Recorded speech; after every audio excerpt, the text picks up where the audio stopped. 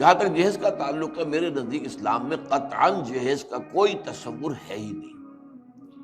اور آپ نے حضرت فاطمہ کا جو معاملہ بیان کیا وہ بھی آپ نے صحیح پورا بیان نہیں کیا ہے۔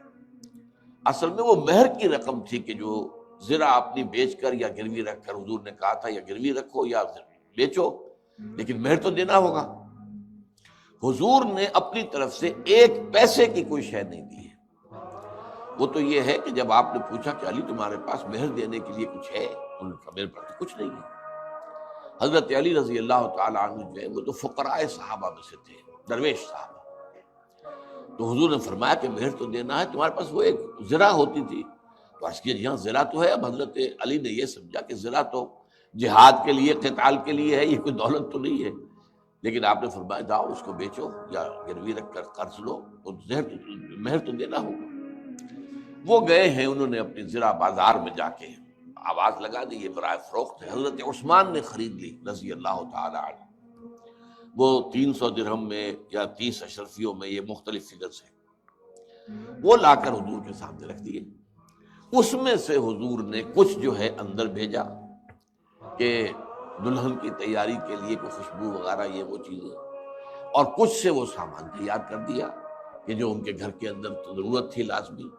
بس وہ اسی میں سے، مہر کی رقم میں سے، وہ مہر ظاہر بات ہے کہ حضرت فاطمہ کی امی کی تھا نا، اور حضرت فاطمہ کی ولی کی حیثیت سے اس کو استعمال کرنے کا حق حضور نے کیا، اپنے اوپر استعمال نہیں کیا، حضرت فاطمہ ہی کے گھر کے اندر وہ چیزیں فراہم کرنے، اپنے پاس سے کوئی ایک پیسے کی چیز بھی حضور نے نہیں دی۔ تو مہر کا تصور اسلام میں تو سرے سے اس کا جہیز کا تصور ہے ہی نہیں۔ البتہ یہ لعنت ایسی ہے کہ اس کا ختم ہونا بہت مشکل ہے۔ لہذا میں نے جو تحریک شروع کی تھی، آج سے 3.5 صدی قبل، سن 73 کی بات کر رہا ہوں، 35 برس ہو گئے، تو اس میں میں نے یہی رکھا تھا کہ نمبر 1 تو یہ کہ نکاح مسجد میں ہو، نمبر 2 یہ کہ نکاح کے موقع پر لڑکی والوں کی طرف سے کوئی دعوت نہ ہو، اور یہ کہ بارات کا تصور خود بخود ختم ہو گیا۔ لیکن یہ کہ جہیز کا معاملہ اول تو یہ کہ اللہ ہمت دے تو بالکل ختم کیا جائے، ورنہ کم سے کم یہ کیا جائے کہ اس کی کوئی نمائش نہ ہو، دکھایا نہ جائے۔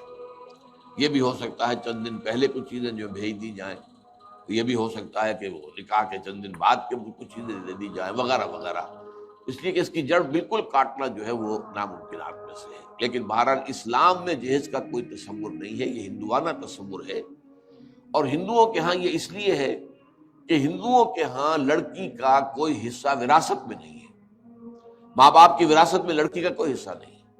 تو وہ یہ کرتے ہیں کہ جب لڑکی کو گھر سے رخصت کر رہے ہیں تو وہ دے دلا کے رخصت کر دیں، دان دہیج جسے وہ کہتے ہیں، گویا کہ خیرات ہے۔ یہ لڑکی کا حق تو ہے ہی نہیں، یہ تو در حقیقت ایک خیرات ہے جو دی جا رہی ہے۔ تو یہ تصور ان کا ہے، لیکن ہماری ہڈیوں کے اندر وہ یوں سمجھیے کہ وہ داخل ہوا ہے۔ اس پہلو سے اس میں ہم نے تحریک کے اندر یہ بات رکھی ہے، لیکن یہ کہ بہرحال اس کی وضاحت میں نے آپ سے کر